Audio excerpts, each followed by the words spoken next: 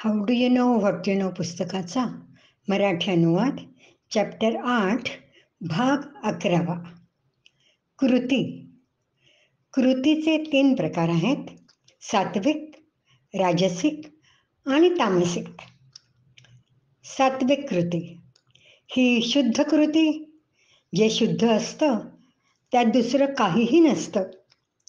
दुसऱ्या पदार्थाचं अस्तित्व शुद्धता दूषित करते. कृती दूषित होण्याची 3 कारणं आहेत.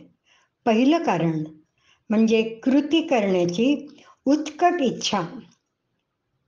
एखादी गोष्ट करण्याचा ध्यास, याची अतिशयोक्ती मानसिक आजारात होते.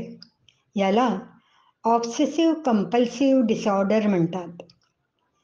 परंतु ही अवस्था येण्याआधी त्याची सात्विकता फार पूर्वी संपलेली असते.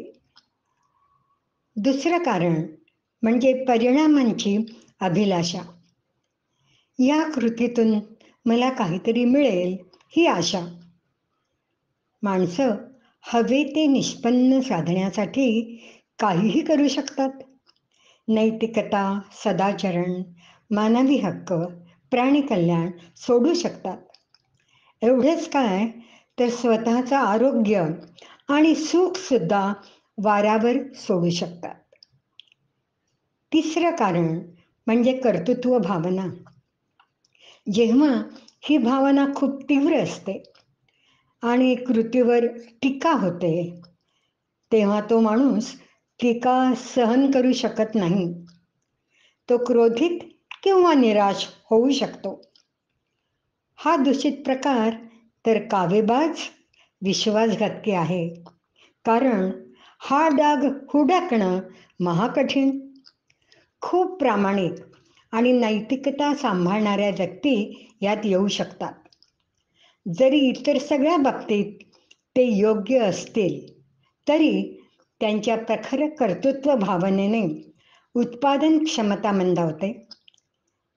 त्यामुळे मिळणाऱ्या अपयशाने ते निराश होऊ शकतात. अपयशाचं कारण त्यांची कर्तृत्व भावना हे त्यांना समजत नाही. पण त्या कर्तृत्व भावनेने त्यांच्या बाकीच्या चांगल्या कृतींना हानी पोहोचू शकते. दुसरी म्हणजे राजसिक कृती. राजसिक माणसं अशुद्ध कृती करतात.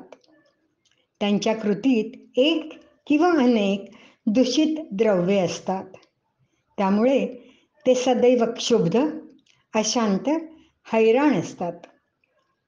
म्हणून त्यांना काम करण्यासाठी जास्त मेहनत घ्यावी लागते. हे पायाला शिळा बांधून धावण्यासारखं आहे.